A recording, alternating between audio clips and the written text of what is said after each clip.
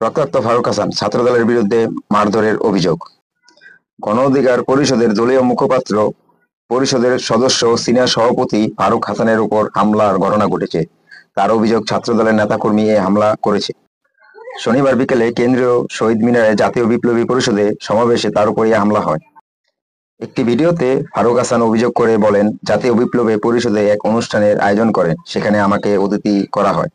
সেখানে ছাত্রদলের সন্ত্রাসী উপস্থিত ছিলেন। আমি আমার বক্তব্য একটি বিপ্লবের সরকার চেয়েছি। এতে ক্ষিপ্ত হয়ে ছাত্রদলের সন্ত্রাসীরা আমার উপর প্রতিক্রি হামলা চালায়। গণ অধিকারী পরিষদের সাধারণ সম্পাদক মোহাম্মদ রাশেদ খান বলেন, জুলাই গণ অভ্যুত্থানে শহীদ পরিবারের সদস্যদের সম্মান জানাতে এবং নতুন সংবিধান গঠনের জন্য শহীদ মিনারে অনুষ্ঠান আয়োজন করেন। জাতীয় বিপ্লবী পরিষদ ওই অনুষ্ঠানের অতিথি ছিলেন। গণ অধিকারী পরিষদ নেতা ফারুক হাসান সেখানে অন্তর্বর্তী সরকারের বিভিন্ন বিষয়ে আলোচনা করেন। ফারুক এই সময় শহীদ মিনারের সামনে ফারুকের উপর হামলা হয়। রাশেদ বলেন, অনুষ্ঠান উপস্থিতি 10-12 জনে ফারুকে হাসানের উপর হামলা করেছে। সরকারের সমালোচনা করার কারণে এই হামলা চালানো হয়। এই ঘটনায় শাহবাগ থানায় মামলা করার কথা জানিয়েছেন তিনি। তিনি আরো বলেন, 2 ঘন্টার মধ্যে হামলার সঙ্গে জড়িতদের গ্রেফতার করতে হবে। পুলিশ যদি হামলাকারীদের বিরুদ্ধে ব্যবস্থা না নেয়, তাহলে আমরা কঠোর ব্যবস্থা নেব।